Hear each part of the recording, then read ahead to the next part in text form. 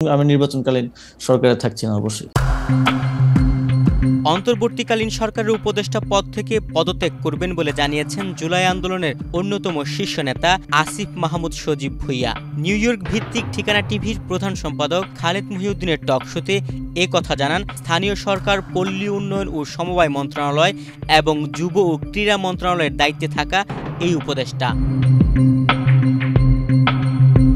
আগামী জাতীয় সংসদ নির্বাচনের তফসিল ঘোষণার আগেই সরকার থেকে সরে যাবেন বলে জানিয়েছেন উপদেষ্টা আসিফ মাহমুদ। এর কারণ হিসেবে তিনি জানান, ওদের স্বপ্ন পূরণে পাশে থাকতে পেরে আমরা গর্বিত।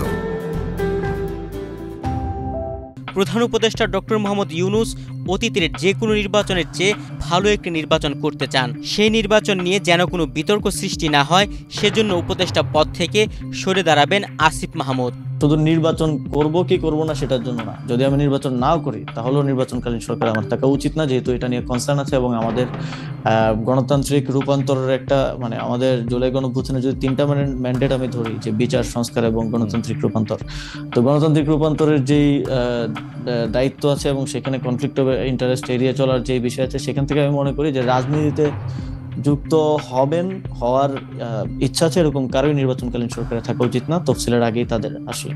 এটা আমি, মাহফুজ আলম, আরো যদি কেউ থাকেন সরকারে, আরো যারা আছেন সবারই।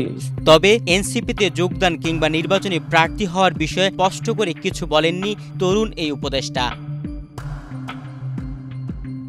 কুমিল্লা জেলার মুরাদনগরের বাসিন্দা আসিফ মাহমুদ সজীব ভুঁইয়া। ওই এলাকা থেকে তিনি আগামী নির্বাচনে অংশ নেবেন বলে দীর্ঘদিন ধরে গুঞ্জন রয়েছে।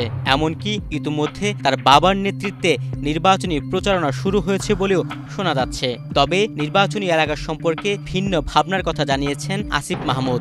আমি যদি রাজনীতি করিও, আমার রাজনীতির সেন্টারটা মুরাদনগর হওয়াটা আমার জন্যই আরো নেগেটিভ, কারণ যোগাযোগ থেকে শুরু করে সময়, কারণ আমি পলিটিক্স করলে আমি ন্যাশনাল জায়গা থেকে, ন্যাশনাল অ্যাপ্রোচ থেকে করবো, আমি তো স্থানীয় পর্যায়ের নেতা হিসেবে রাজনীতিটা করবো না।